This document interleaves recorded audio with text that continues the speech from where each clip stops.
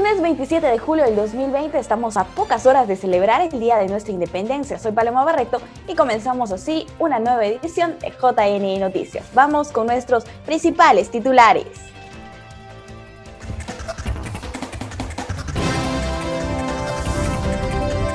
Jurado Nacional de Elecciones y Corte Electoral de Uruguay intercambiaron experiencias sobre el manejo de comicios durante pandemia.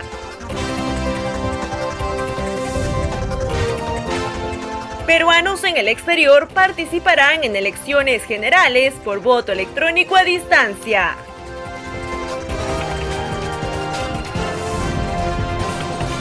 JNE fomenta talento de niños de diversas partes del país a través del noticiero JNE Regional.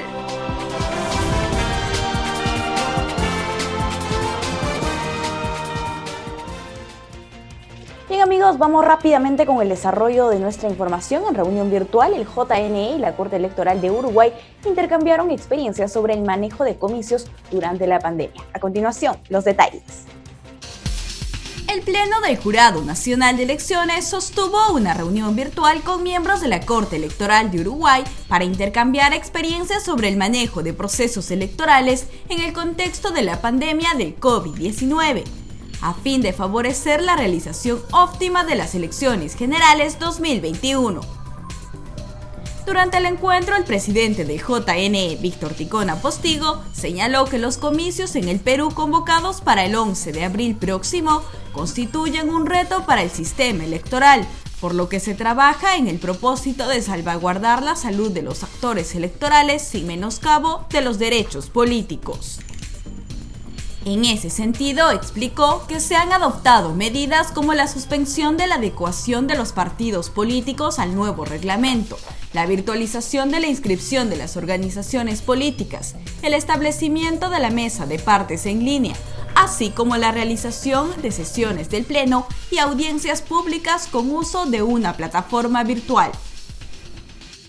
Por su parte, el presidente del Tribunal Electoral de Uruguay, José Arocena, explicó que las elecciones departamentales y municipales previstas en su país para el 10 de mayo pasado se pospusieron para el 27 de septiembre próximo, debido a la pandemia.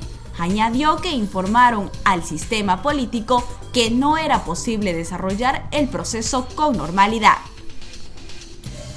Precisó que, entre otras medidas, se han modificado los reglamentos de estos comicios y se han establecido relaciones fluidas con el Sistema Nacional de Emergencia para la elaboración de protocolos sanitarios. Por el Pleno del JNE también intervinieron Ezequiel Chávarri Correa y Jorge Rodríguez Vélez. En tanto, por el citado Tribunal Uruguayo, además de su presidente, participaron Wilfredo Penco, vicepresidente, y los ministros Arturo Silvera y Juan Maspoli. De esta manera, en el propósito de adoptar el protocolo sanitario más idóneo para las elecciones generales 2021, se desarrolló la primera de una serie de reuniones que el JNE viene impulsando con los organismos electorales de Latinoamérica, para cuyo efecto designó al magistrado Rodríguez Vélez como coordinador de las mismas.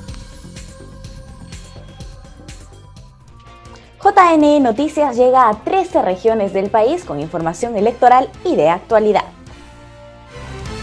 El noticiero de JNE TV, canal institucional del Jurado Nacional de Elecciones, llega a 13 regiones del país con valiosa información electoral y de actualidad nacional, gracias a la alianza estratégica entre este organismo y televisoras de provincias, como TV Norte, que llega a las ciudades de Chiclayo, Chimbote, Tumbes y Cajamarca, quienes saludaron esta alianza. Desde la ciudad de Chiclayo, en la señal de TV Norte, queremos saludar esta alianza suscrita con el canal del Jurado Nacional de Elecciones, retransmitiendo lo mejor de la información electoral con miras ya a las elecciones generales de este año 2021. En TV Norte nos enfocamos en la información veraz para que nuestros televidentes se mantengan al tanto de los acontecimientos diarios suscitados en el norte de nuestro país. Saludamos y agradecemos esta alianza con el canal del Jurado Nacional de Elecciones. JNE Noticias se emite de lunes a viernes de 11 a 12 por las señales 44 y 516 de Movistar y es retransmitido por las televisoras con cobertura en Ancash, Amazonas, Cajamarca, Junín, La Libertad, Lambayeque, Lima Provincias, Loreto, Pasco, Piura, Tacna, Tumbes y Ucayali. De esta manera puede verse en toda la selva de Ucayali y Amazonas de lunes a viernes a las 23 horas a través de Gaceta Ucayalina Televisión de Pucallpa y a las 20 horas en La Merced, Satipo, Chanchamayo y Oxapampa por Canal 12 de San Ramón, Chanchamayo. Asimismo, Astros Televisión de Tacna retransmite de lunes a viernes para toda la región. En tanto, JRTV de Huacho lo hace a las 19 horas para Huacho, Guaral y Barranca. También es difundido por TV Norte de Chiclayo y por TV Cosmos de Trujillo. JNE Noticias, producido por la Dirección de Comunicaciones e Imagen de la entidad electoral, contiene noticias, informes especiales, enlaces en vivo y reportes sobre el acontecer electoral, institucional y de actualidad política. Algunos de los citados canales también colaboran con su contenido. Por su parte, la agencia andina participa en JNE Noticias con un segmento informativo referido a las medidas dispuestas en el contexto del estado de emergencia para afrontar la pandemia del COVID-19. Niños reporteros formarán parte del noticiero regional de canal JNE TV. Informarán desde sus ciudades contenido cultural, social y educativo. Conozcamos a los Talenti reporteros. Hola amigos, yo soy Joaquín Álvarez y estoy en el ombligo del mundo, en la cuna del Imperio Incaico, Cusco. Y hoy estoy haciendo un pequeño reportaje sobre los sitios más visitados de mi ciudad y sobre el plato bandera que comemos en nuestras fiestas.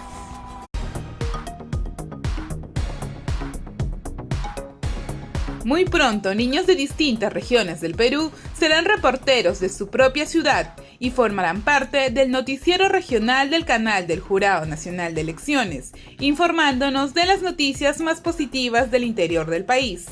Patricia Robles, una de las creadoras de la iniciativa Talento Kids, nos contó todo sobre este proyecto que incentiva a los más pequeños.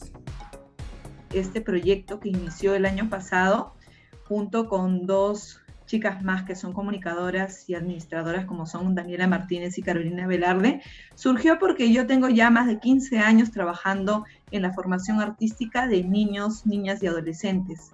Y tengo a mi cargo bastantes niños que tienen muchísimos talentos y surgió como la idea de poder exportar a estos niños a los ojos del mundo. Y así que formamos junto con Carolina y con Daniela este proyecto llamado Talentos Kids, en donde hemos hecho un casting a nivel primero de la ciudad de Tacna y luego hemos hecho un casting nacional para reclutar talentos infantiles.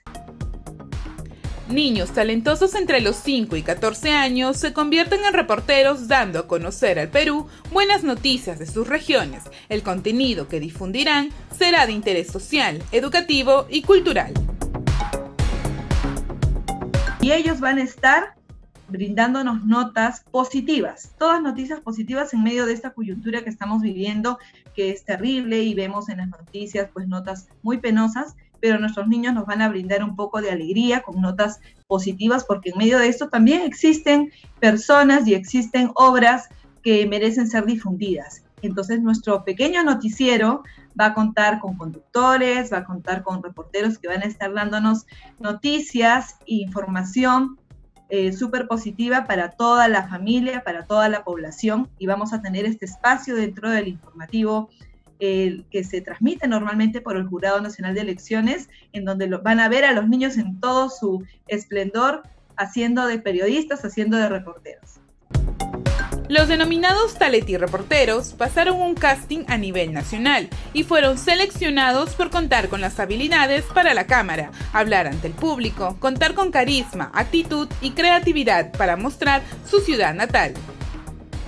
Más de 8 ciudades del interior del país, entre ellos Tacna, Hilo, Cusco, Madre de Dios, entre otras ciudades del Perú, serán el escenario de los pequeños reporteros, apoyando así el talento de los entusiastas niños.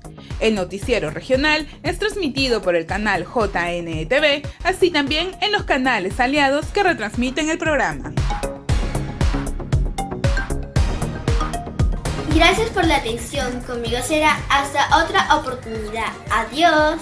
Hola, soy Gracia Fara y quiero enseñarles el hermoso Valle de Omaque. Informó para ustedes Lenzo del Castillo. Adelante, estudio. La Escuela Electoral y de Gobernabilidad del Jurado Nacional de Elecciones desarrolló el tema Jurisprudencia en materia de inscripción, exclusión y tachas de candidatos. En sesión virtual se analizó el trabajo de los jurados electorales especiales y la aplicación de las normas en dicha materia. Las elecciones generales del 2016 dejaron a inicios de la carrera candidatos excluidos y tachados por el Supremo Organismo Electoral. El abogado Jaime Ceballos señaló que si bien todas las personas tienen el derecho de participar en la vida política, será el derecho constitucional y electoral quien regulará su candidatura por su historial. Todos tenemos derecho a elegir y ser elegidos. Es una norma amplia, es una norma que se regula con otras normas. No es que este es un derecho y por ser un derecho señalado ahí tiene que ser tal cual. Sí, todos están, no, tiene sus debidos procedimientos y como dice el mismo artículo 31, conforme a ley. Para la resolución de los casos de candidatos en esta materia, el abogado Ceballos expresó que la dispersión y contradicción en las leyes peruanas es una situación preocupante y que para la selección de candidatos idóneos también se necesitan de normas claras. La gran cantidad de procesos penales que tienen nuestras autoridades es altísimo, señores, es altísimo. El porcentaje de nuestros alcaldes en nuestro distrito, pues, puedo decir casi todos tienen denuncias penales, indistintamente. Y pareciera que no sabemos elegir, o de repente las normas o las reglas no están bien dadas. Esto fue Justicia Electoral para Abogados, un programa desarrollado por la Escuela Electoral del Jurado Nacional de Elecciones.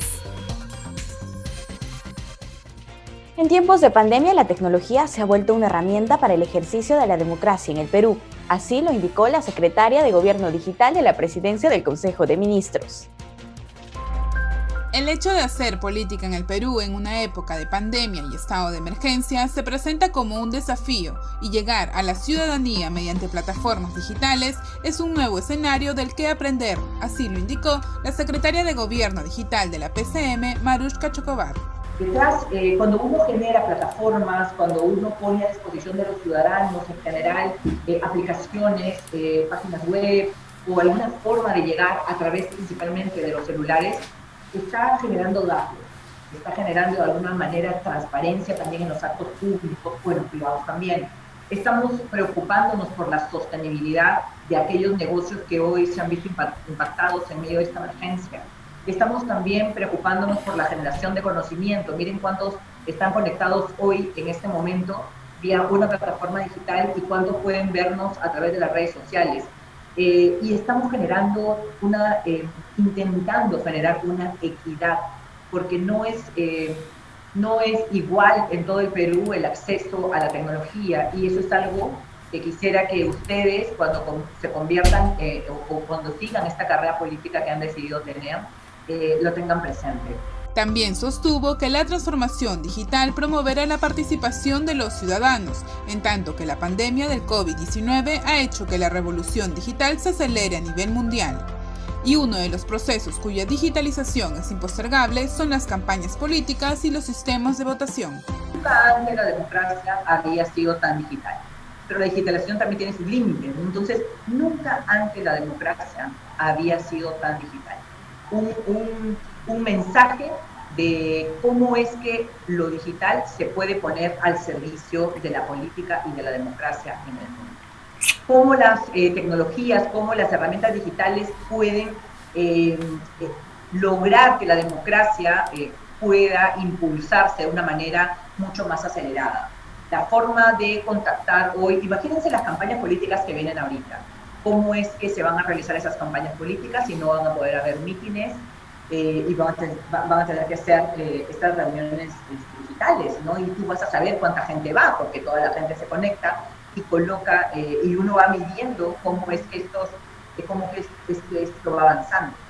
De la misma manera, como se están haciendo ahora las reuniones vía plataformas digitales como las que estamos haciendo ahora, y también cómo es que se van a generar estos sistemas de votación.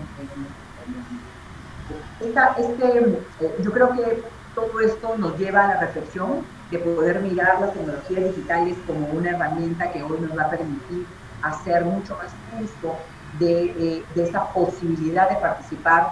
Pero miren el gran llamado, yo como ciudadano tengo que interesar, y tengo que interesarme de decidir los destinos del país, y ahora tengo que utilizar plataformas digitales para hacer escuchar mi voz. Como lo menciona Marushka Chocobar, la digitalización es un reto que el país tiene por delante, a puertas de unos comicios generales. Esto fue en el programa de formación de líderes políticos para la democracia en el tema de impacto de transformación digital en la forma de hacer política y la democracia directa, organizada por la Escuela Electoral y de Gobernabilidad del JNE. El canciller Mario López Chávarri anunció que los peruanos residentes en el exterior podrán participar de las elecciones del próximo año a través del voto electrónico a distancia. Veamos. El ministro de Relaciones Exteriores, Mario López Chávarri, anunció que las elecciones generales del 2021 para los peruanos residentes en el exterior se realizará mediante el voto electrónico a distancia. Además, resaltó la trascendencia de la realización de las elecciones del próximo año e informó que la Cancillería se ha trazado el objetivo de llevarlas a cabo mediante el mecanismo del voto electrónico a distancia. En ese sentido, indicó que ya se iniciaron las gestiones con la Oficina Nacional de Procesos Electorales a fin de concretar el apoyo internacional y cumplir con este propósito en específico, y así lograr una amplia participación en el exterior. Cabe mencionar que la Cancillería respalda la reforma electoral hecha ley de otorgarles representación en el Congreso. Finalmente, el canciller hizo énfasis en el firme compromiso del Ministerio de Relaciones Exteriores con el objetivo del gobierno de lograr la seguridad no solo sanitaria de los ciudadanos, sino de impulsar la reactivación económica del país y mejorar las condiciones sociales de la población a través de una diplomacia moderna que se ajuste a los requerimientos de cada uno de los peruanos.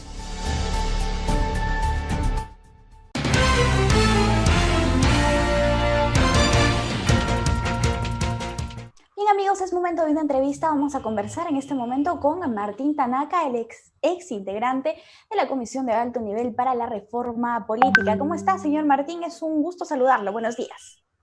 Buenos días, muchas gracias por la invitación. A usted por estar aquí con nosotros en JNE Noticias para abordar este tema sobre las normas de reforma política que ya han sido aprobadas en el Congreso de la República y todavía las que quedan pendientes. ¿Cuáles son estas que ya han sido aprobadas?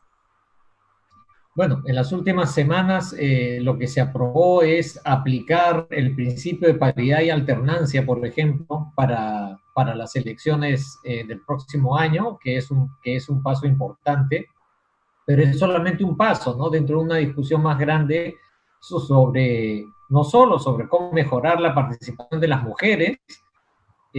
Esto, por ejemplo, tendría que estar complementado con la eliminación del voto preferencial, que todavía es pendiente de revisarse, y con otros asuntos referidos a cómo se van a elegir los candidatos que van a participar en las elecciones del próximo año, ¿no? Entonces, es un paso adelante, pero hay muchos temas que están todavía por definirse, ¿no? Bien, respecto al tema de la eliminación del voto preferencial para estas elecciones generales 2021, ya no es posible su eliminación. ¿Altera o no altera el tema de la paridad y alternancia? Para empezar, todavía existe la posibilidad. Entiendo que algunas bancadas van a plantear una reconsideración al respecto y, bueno, efectivamente, en este momento, digamos, hasta el momento no prosperó la eliminación, pero yo confío en que se vuelva a discutir, ¿no? Ahora, como dices, El tema de la paridad y alternancia lo que busca pues es tener una representación más equilibrada en términos de género. El problema es que si uno elimina el voto preferencial, en general lo que va a ocurrir es que los candidatos con más recursos, con más exposición, con más trayectoria, van a lograr probablemente mejores ubicaciones, y lamentablemente vivimos pues en una sociedad en donde las candidatas mujeres enfrentan más obstáculos que los candidatos hombres, ¿no? Es una realidad, y por eso es que la competencia no es enteramente justa, y entonces esta inequidad es la que puede terminar haciendo que no se consiga una representación más equilibrada en el próximo Parlamento. En cuanto a la reforma política y el tema de la mujer, también hay un proyecto de ley sobre el tema del acoso político y la violencia, sanciones y prevención. ¿Cómo se está viendo ¿De qué trata este predictamen? ¿Y prosperaría o no prosperaría en este Congreso? ¿Cómo lo ve usted? Bueno, efectivamente es un tema que se está discutiendo hace un buen tiempo, ¿no? Así como hay acoso contra las mujeres en otros ámbitos de la vida, también existe en el ámbito político, ¿no? Y la idea es que esto tenga una sanción más efectiva, ¿no? Y que los organismos electorales puedan recibir denuncias y actuar en consecuencia. Yo creo que es un proyecto, es un buen proyecto que tiene respaldo de muchas bancadas y que podría ser aprobado, ¿no? El asunto es que en cuanto a la reforma política, el Parlamento ha concentrado, como es lógico, en aprobar los temas más urgentes que van a regir las elecciones del próximo año. Y entonces, por esa razón es que este proyecto que usted menciona ha perdido prioridad, digámoslo así, pero ojalá que más adelante, a partir de septiembre o octubre de este año, se pueda retomar ese tipo de debates, ¿no? Bien, respecto al tema de la democracia interna de los partidos políticos, el próximo 4 de agosto van a seguir debatiendo en la Comisión de Constitución del Congreso también. ¿Cómo está este predictamen que ha sido modificado también? Bueno, ahí yo lamentablemente siento que la discusión está un poco entrampada, ¿no? Y los días siguen pasando y ya la propia OMPE, que es la encargada, digamos, de organizar en la práctica el proceso electoral, está llamando la atención de que necesitan saber cuáles van a ser las reglas que van a regir el proceso. Entonces, el tiempo apremia y, como decía, en la Comisión de Constitución parece que se ha llegado a un punto complicado, porque ya se ha discutido durante muchas horas estos proyectos. Las bancadas hacen observaciones, pero las observaciones no terminan siendo recogidas por el dictamen que presenta la presidencia de la comisión.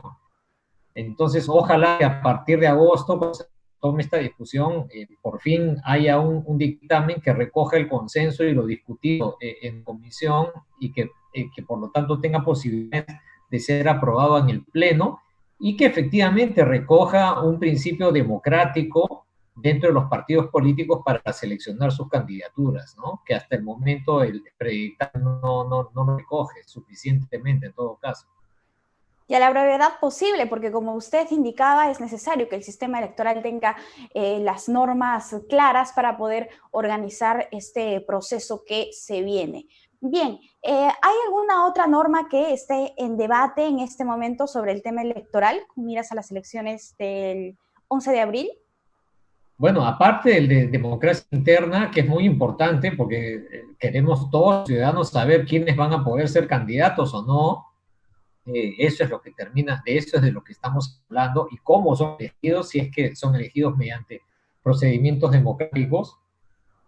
Luego, por ejemplo, está la discusión sobre las reformas constitucionales, ¿no? Una reforma constitucional que tuvo una primera votación y que necesita una segunda para que pueda regir las elecciones de 2021, es aquella pues que impediría que sentenciados en primera instancia por delitos dolosos puedan postular a cargos públicos, ¿no? Entonces, esta es otra norma de rango constitucional que tendría que aprobarse lo antes posible para que efectivamente poder dar un paso adelante en tener una política más transparente y más honesta, ¿no? Bien, en el marco de la reforma política, el tema de la inmunidad parlamentaria y que ya ha sido extendida a los demás funcionarios de altos cargos en nuestro país, ¿cómo está, en qué proceso va en este momento en el Congreso?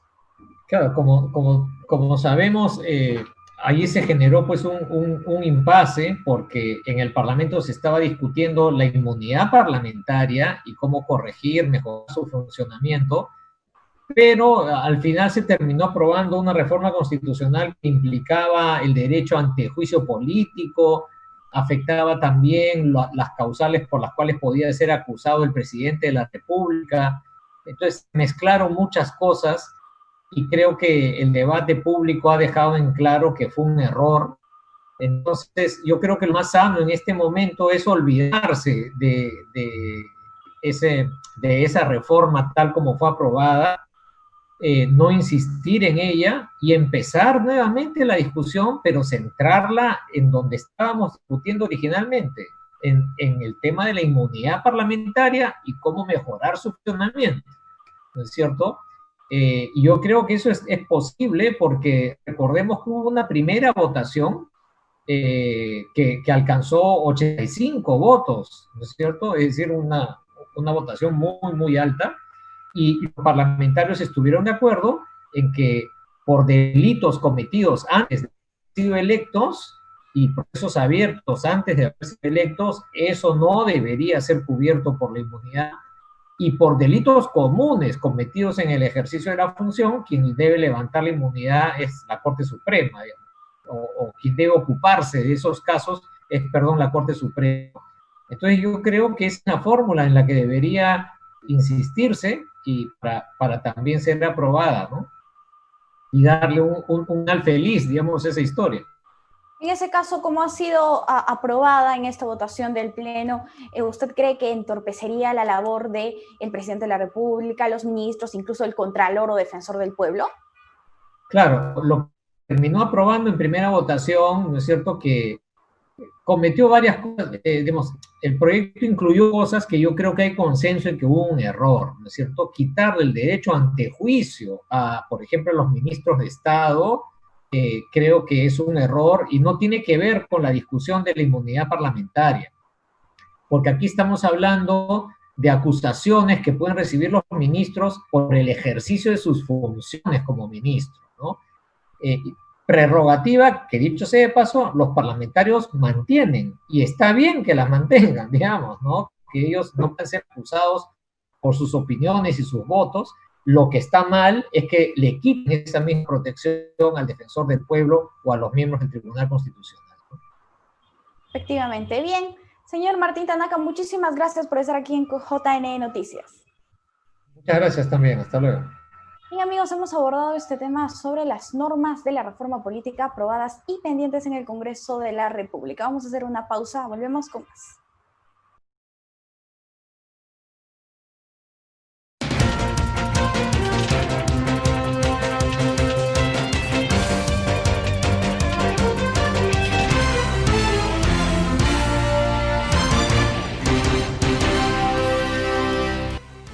El Jurado Nacional de Elecciones recuerda a la ciudadanía que puede hacer una consulta de afiliación de partidos políticos a través de su página web.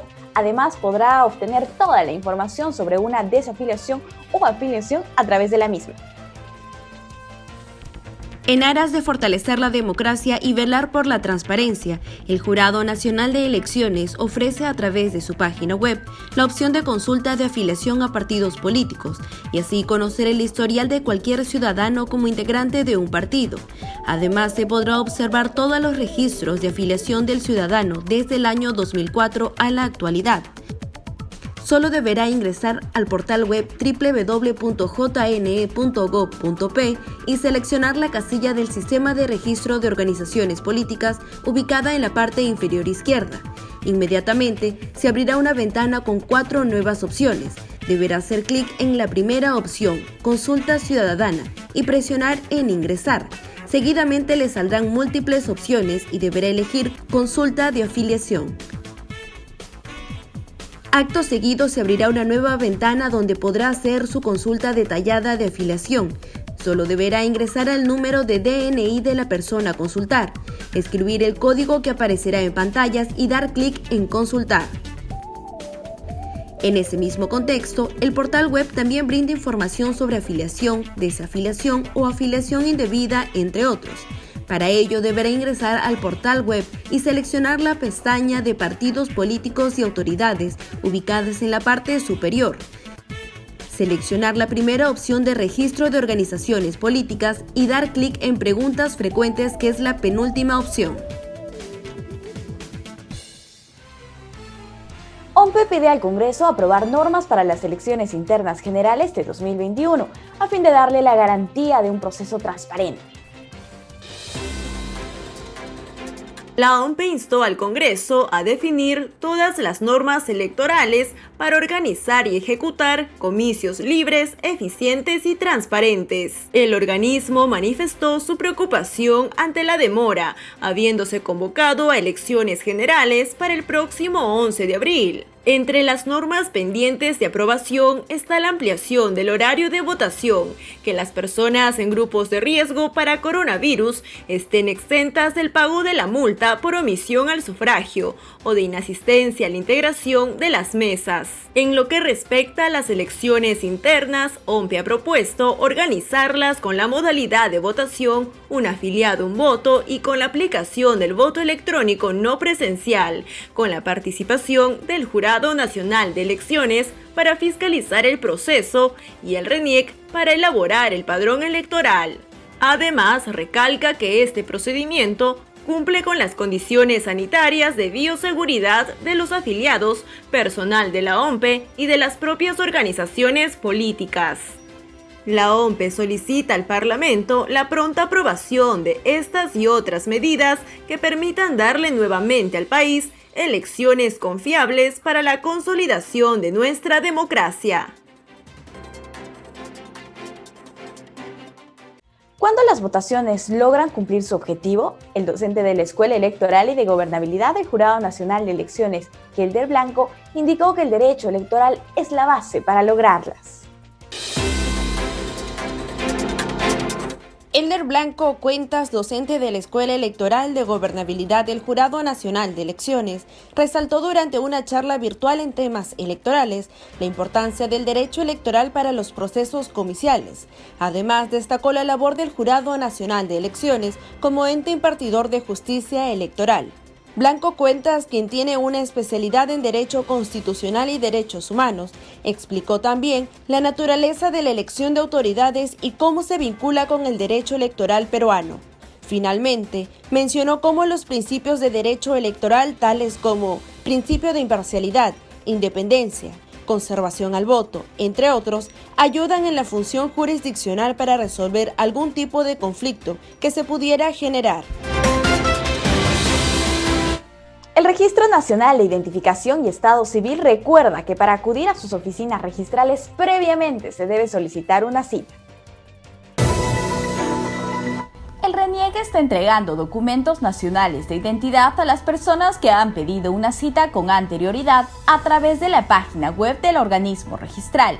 Antes de solicitar la cita, el ciudadano debe confirmar que el DNI está listo para su recojo, ingresando a www.reniec.gov.pe, servicios en línea, consulta el estado de trámite. Cuando ahí aparece que el avance es el 100%, ya se puede reservar una cita para recoger el documento. El DNI solo se entrega en el local donde fue tramitado.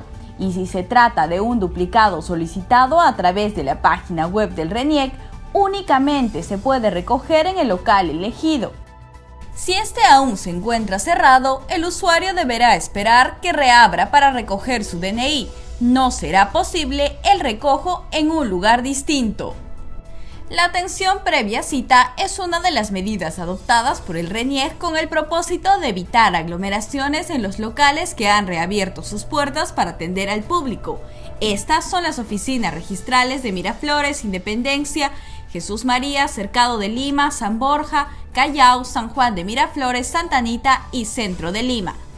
Las citas se solicitan ingresando a www.reniec.gov.pe, servicios en línea, reserva de citas y requieren ser confirmadas por el RENIEC mediante un mensaje enviado al celular o por correo electrónico. La Asociación Civil Transparencia cuenta con un renovado consejo directivo liderado por Adriana Urrutia. Destacó su compromiso de trabajar de la mano con las mujeres y jóvenes en beneficio de la sociedad. La Asociación Civil Transparencia presentó su nuevo consejo directivo presidido por la politóloga Adriana Urrutia, quien al asumir el cargo indicó su compromiso con los jóvenes y mujeres y que el renovado consejo se presenta como un cambio favorable en la Asociación Transparencia. Vamos a continuar como asociación civil con lo ya avanzado, lo que hemos venido como asociación promoviendo en lo referido a la reforma política y a la reforma judicial, ¿no? Y esa va a ser una de nuestras líneas de acción prioritarias. Debe ser una línea de acción prioritaria, ¿no?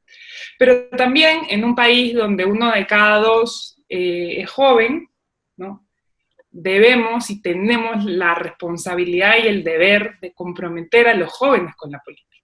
Asimismo, destacó la conformación del nuevo consejo, que es integrado por 3 hombres y 5 mujeres, aportando así en la equidad de oportunidades para las mujeres. Dentro de ellos, el vicepresidente de Transparencia será Diego Macera. Cintia Cienfuegos será la coordinadora de esta institución. Los otros miembros del consejo son Álvaro Hensel Bernal, Sofía Macher Batanero, Paula Muñoz Chirinos, Federico Tenorio Calderón y Carolina Trivelli Ávila. Transparencia detalló la carrera de Adriana Urrutia, siendo magíster en política comparada y directora de la Escuela Profesional de Ciencias Políticas de la Universidad Antonio Ruiz de Montoya.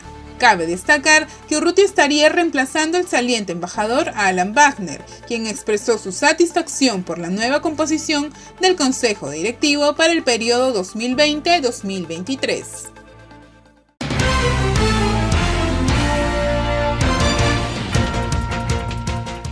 Bien amigos, ahora vamos a conversar con Carlos Contreras. Él es historiador y catedrático de la Pontificia Universidad Católica del Perú. Vamos a hacer algunas reflexiones sobre la identidad y peruanidad en la formación de nuestra república. Para nosotros es un placer saludarlo. Muy buenos días, bienvenido.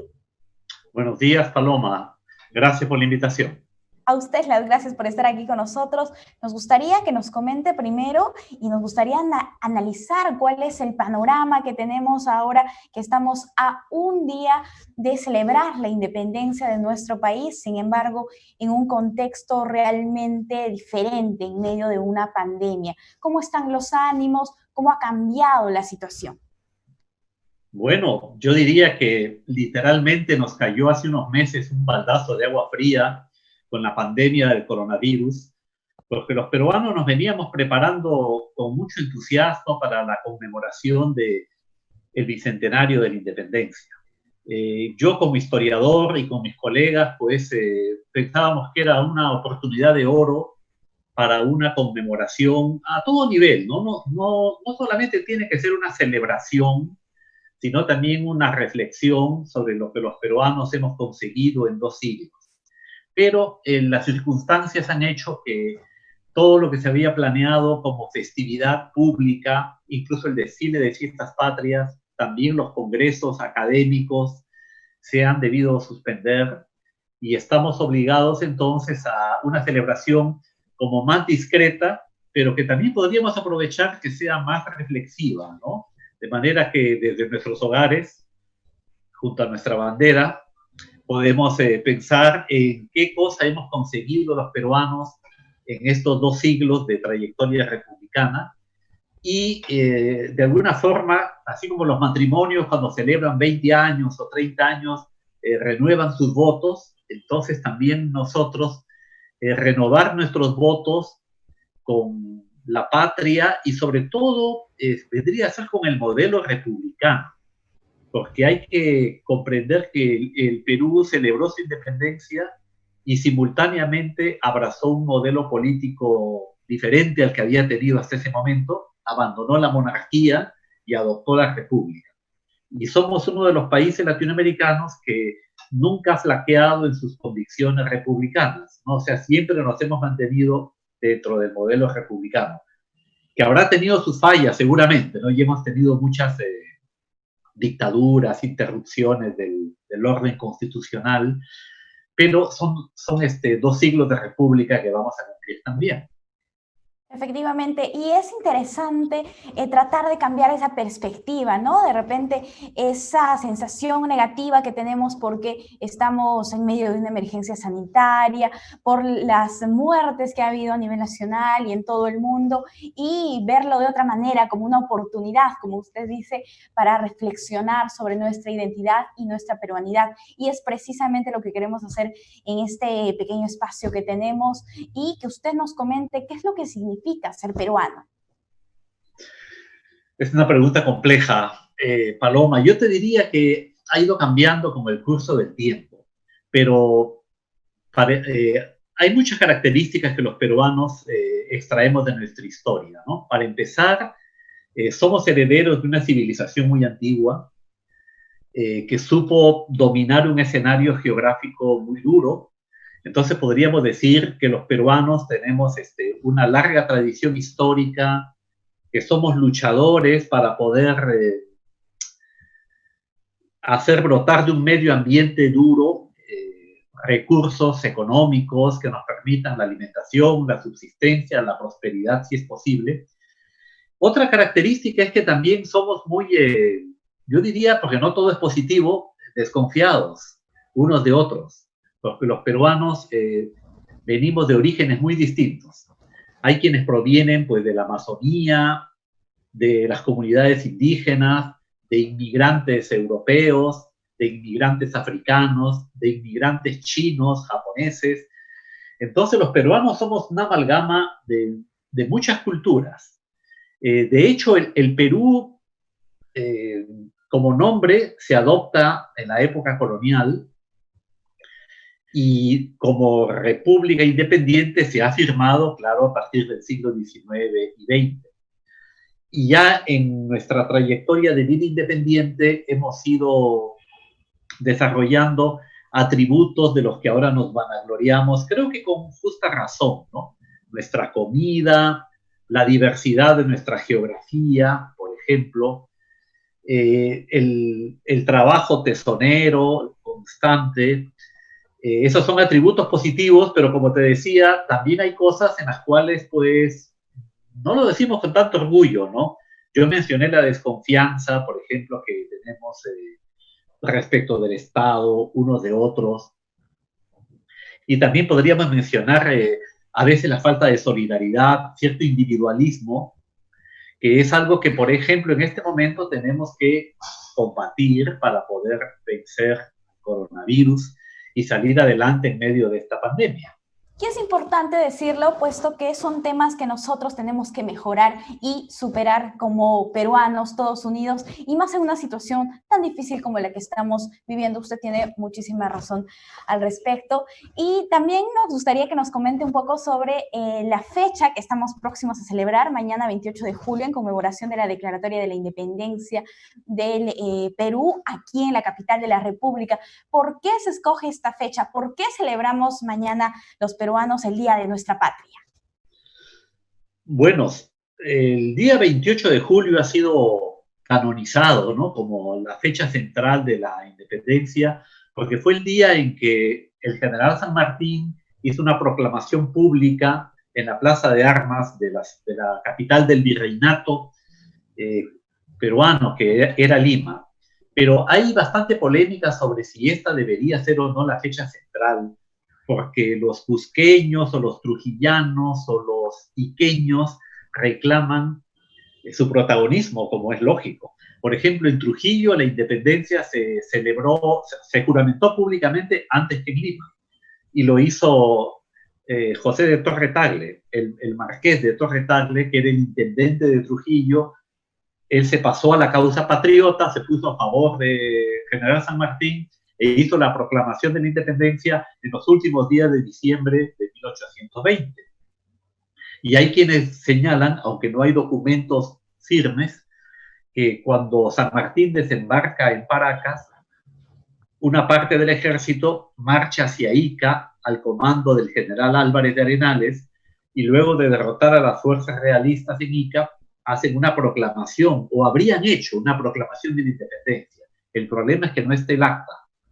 Y en otros países de América Latina se celebra la independencia anteriormente, como 10 años antes, porque ellos conmemoran el inicio del proceso, que suele ser una revolución, incluso cuando fue derrotada, o un motín, incluso cuando fue debelado, que es el caso de Colombia, en México, por ejemplo, también, en Chile.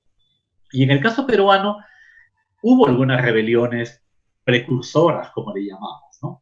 Por ejemplo, la rebelión de los hermanos Angulo y Mateo Pumacahua en el Cusco en 1814, son 7 años antes de la proclamación de la independencia por San Martín en Lima. Y un cusqueño o cualquier peruano podría preguntarse, ¿por qué no conmemoramos ese hecho? El propio historiador Jorge Basadre decía que si se tuviera que escoger una fecha, él apostaría por dicha fecha y hacer de los hermanos Angulo y Pumacahua nuestros grandes héroes y no los generales extranjeros que vinieron a libertarnos, ¿no? O sea que ya ves que es un tema que causa mucha polémica entre los historiadores y entre la gente, ¿no? Y el hecho de que se celebre el 28 de julio en Lima es porque somos un país muy centralista, donde lo que pasa en Lima es tenido como lo importante y lo que debe regir para todos. Lamentablemente, y se tiene que trabajar mucho en cuanto a la descentralización en nuestro país. Señor Carlos, muchísimas gracias por acompañarnos. Ya para finalizar esta interesante entrevista con bastantes datos que usted nos ofrece, si podemos dejar un mensaje, un llamado a la unión, a la identidad, a mejorar como peruanos con miras al bicentenario de nuestro Perú. Bueno, yo haría la reflexión que cumplir dos siglos, bueno, son 199 años en este momento, estamos así a cortas de cumplir los 2 siglos, nos habla de una comunidad que ha sabido sobreponerse a grandes catástrofes, y lo subrayo, catástrofes realmente, ¿no? Hoy día es esta epidemia que ha cobrado ya miles de vidas, pero antiguamente tuvimos terremotos, por ejemplo. A mi generación le tocó vivir el terrible terremoto de Huaraz de 1970. Tuvimos guerras como la guerra del Salitre en el siglo XIX, guerras civiles, dictaduras, epidemias, huaicos, fenómenos del Niño, y de todo ello hemos salido adelante, nos hemos sobrepuesto. Entonces yo dejaría ese mensaje de que en los momentos de crisis los peruanos hemos sabido unirnos y salir a flote. Y no tiene por qué ser diferente ahora. Tenemos que esmerarnos en ello. Efectivamente. Muchísimas gracias, señor Carlos, por acompañarnos. Él es historiador y catedrático de la Pontificia Universidad Católica del Perú. Hasta una próxima oportunidad. Gracias, Paloma. Buenos días a todos. Bien, amigos, vamos a hacer una brevísima pausa. Al volver tenemos más información para ustedes en JN Noticias.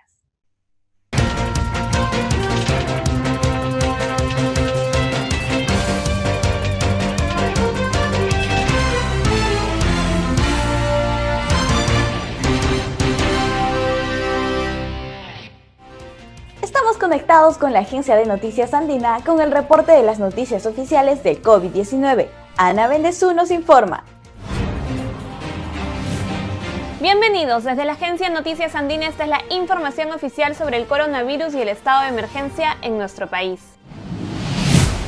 A partir de hoy se colocará multa de 420 soles a los conductores, cobradores y propietarios de transporte público que permitan subir a pasajeros sin mascarilla ni protector facial, tal como lo establece la norma, y esto como medida para reducir el riesgo de contagio de coronavirus. Atención, porque los trabajadores que laboren este 28 de julio sin descanso sustitutorio en otro día tendrán derecho a percibir 2 días adicionales de remuneraciones a fin de mes. La ministra Ana Neira destacó los 194 años que cumple hoy su sector al destacar que este es un trabajo sin descanso para hacer del Perú un mejor país. Neira se comprometió a seguir trabajando por fortalecer la labor de las defensas y defensores públicos, agentes penitenciarios, registradores, funcionarios y todos los servidores de la institución. Las Fuerzas Armadas se sumarán a la lucha contra el coronavirus en la región Cajamarca con el operativo Taita a realizarse este jueves 30 y 31 de julio en Jaén, San Ignacio, Cajamarca, lugares con alta incidencia de contagio. Se harán pruebas y se entregarán medicamentos. En las demás provincias de la región se realizará la misma labor con el programa Yo Me Apunto del gobierno regional. La Gerencia de Desarrollo Social del Gobierno Regional de San Martín presentó su comando COVID-19 indígena, que se encargará de ejecutar acciones para proteger del coronavirus a los pobladores de las etnias Awojún, Shawi y Quechua de esta región. No se olviden que el desarrollo de estas y otras noticias las pueden encontrar en todas nuestras plataformas digitales y, por supuesto, pueden visitar andina.p. Gobierno de Perú firma acuerdo internacional para garantizar acceso a vacuna anti-COVID. Informan que efectúan coordinaciones con laboratorios y con organismos para acceder a mayor número de dosis. El ministro de Relaciones Exteriores, Mario López Chávarri, sostuvo que la Cancillería lidera las gestiones a todo nivel para garantizar el acceso a la vacuna contra el coronavirus. En ese sentido, el titular del pliego indicó que el gobierno está trabajando acuerdos con organismos internacionales y fundaciones. Con COVAX Facility firmaron un importante acuerdo para acceder a la vacuna oportunamente y que ingresen al país el mayor número de dosis. El canciller indicó que hay más de 100 proyectos de vacuna en el mundo, pero mantienen vínculos con solo 10 que mayor avance han registrado en estos últimos tiempos. Respecto a la fecha de llegada de la vacuna, López indicó que es muy difícil dar una, pero sostuvo que se encuentran trabajando entre gobiernos por ser un objetivo nacional. El Ministerio de Agricultura ha señalado que el precio del pollo se irá estabilizando en los próximos días. Sin embargo, en los mercados su precio es elevado, como lo comprobó un equipo de TV Cosmos de Trujillo. Según el Ministerio de Agricultura, el precio promedio del pollo llegó a 9.59 céntimos por kilo. Sin embargo, durante la cuarentena, el precio al por mayor cayó hasta 1.85 por kilo. Hoy Noticias comprobó que en el distrito de Trujillo el precio del pollo está por las nubes, perjudicando el bolsillo de las amas de casa, que de por sí ya está bastante afectado debido a la pandemia. Un poco sí, pues, pero lamentablemente igual hay que consumir y tratar de evitar salir a cada rato, ¿no? Sí, pues, ¿no? Pero igual, ¿qué compran? Por el momento va a ser necesario.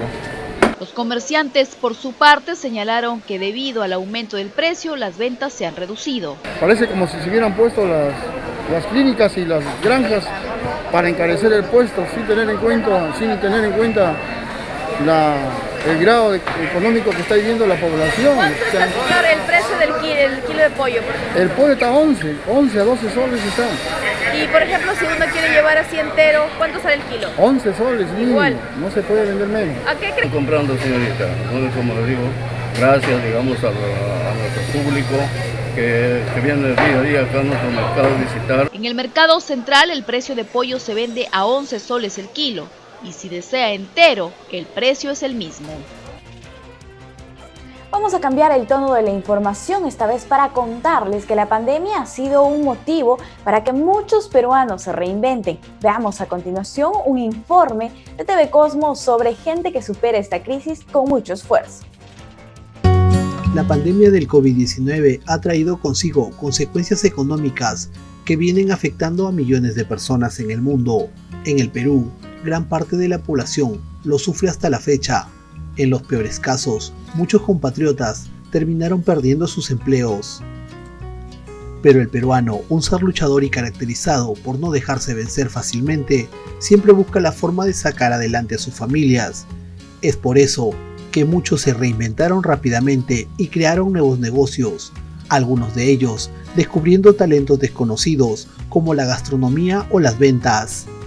A continuación les presentamos dos historias de personas que no se dejaron vencer por la crisis a raíz de la pandemia y que vienen saliendo adelante con mucho sudor y esfuerzo. Jennifer y Alberto, una joven pareja. Ella trabajaba en el área administrativa de una entidad financiera y él en un conocido hotel de la ciudad. Ante la crisis, decidieron incursionar en la gastronomía y empezaron con la venta de alitas a la barbecue en sus diferentes variedades. Innovación, creatividad y sobre todo un buen sabor fueron los ingredientes básicos para cautivar a su clientela, quienes a través de Facebook los contactan para realizar sus pedidos.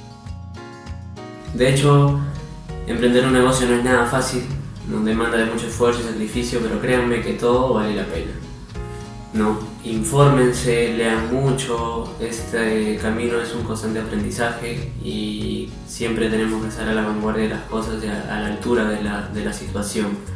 ¿No? Créanme que siendo humildes, siendo perseverantes, las cosas van a ir bien. Katy Miranda, hasta antes de la pandemia, se dedicaba a llevar alegría a los niños, animando fiestas infantiles. Lamentablemente, los tiempos la obligaron a reinventarse, pero nunca alejándose de los más pequeños, y creó su propio negocio online, su juguetería virtual, la cual poco a poco viene convirtiéndose en la favorita de los padres trujillanos. En realidad el comienzo fue un poco difícil, te cuento que empezamos ofreciendo mascarillas para los niños, empezamos sin efectivo en realidad al comienzo, ¿no? Entonces lo que hicimos, era cerrar contratos con la mitad y con la mitad separar el producto y con la otra mitad ya poder adquirir el producto y entregarse al cliente. Es así como fuimos formando un capital al comienzo. Historias que a pocos días de celebrar nuestro aniversario patrio nos llenan el pecho de orgullo y nos confirman que los peruanos no nos dejamos vencer fácilmente ante las adversidades. Estados Unidos es el país que encabeza la lista de mayor número de contagiados por COVID-19. Sin embargo, este país está a 100 días de celebrar elecciones. Entre protestas, pandemia y encuestas de popularidad, Estados Unidos se encuentra a 100 días de elegir al presidente que ocupará la Casa Blanca y tomará las riendas de una potencia mundial. Las elecciones presidenciales del próximo 3 de noviembre ponen en la palestra al actual presidente Donald Trump y el candidato demócrata Joe Biden en una carrera por alcanzar la mayor intención de voto de los ciudadanos estadounidenses. Las últimas encuestas favorecen a Biden, superando por más de 10 puntos en distintos estados al demócrata Donald Trump, quien bajó su popularidad por no tomar en serio la presencia del COVID-19 en su país. Es entonces un panorama distinto, ya que se celebrarán elecciones contando con el distanciamiento social y con la posibilidad que Trump no renueve su mandato y sea superado por el candidato con más intención de voto, Biden. Bien amigos, ha llegado el momento de retirarnos. Muchísimas gracias por acompañarnos en esta edición de JNE Noticias.